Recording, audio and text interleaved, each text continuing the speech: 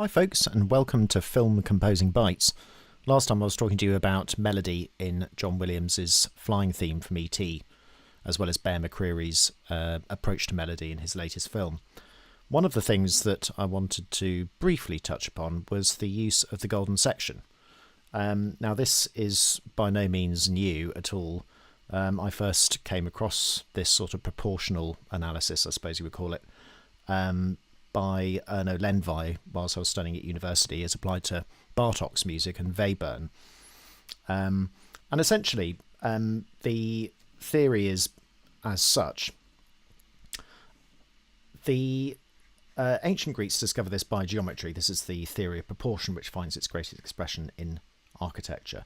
Essentially, it can be summarised as the relationship of two parts, A and B, of which the smaller B is to the larger A, as the larger is A to the whole, A and B.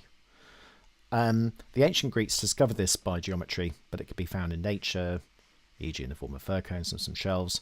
Mathematically, is it expressed in the numerical series we call the Fibonacci Sequence. It seemed this highly satisfying proportion is also perceptible in defined periods of time, such as musical works. Lenvi was looking at music for strings, percussion and celeste, and various other works by Bartók too.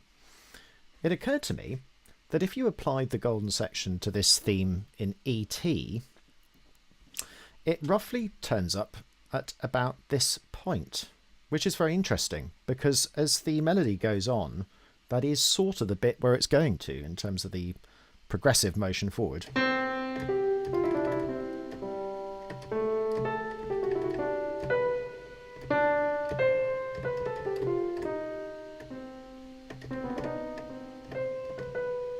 So it's the bit here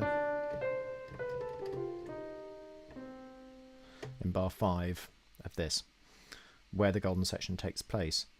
In other words, the whole length of the melody is 24 beats. If I times that by 0.618, it's roughly 15 beats, which is around there.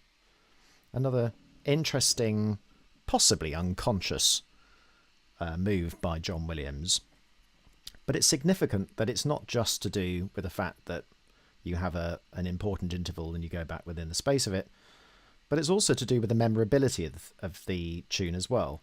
2 minims, 4 quavers, minim, semi-breve, and the same again, and sort of the same again, a little bit curtailed there as it moves back up. There's a definite feeling towards this high point. If you look at the highest notes in each of these bits of melody, starts off with the G, A, then B, and then C as well, which it then is sort of maintained or prolonged all the way through to this structural C. And interestingly, even though it falls back to B, the harmony is a C major 7 chord. So it's just another interesting fact about this particular melody that seems to be very classic in its nature.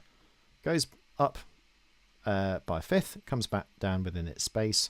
It balances with an inversion of its upward leap, essentially by the same interval. It keeps going, widens the interval, and this is structurally important too. Next time I'll talk about how the harmony fits into this, because of course we can't really divide melody from harmony or detach it. It's all part of the same thing.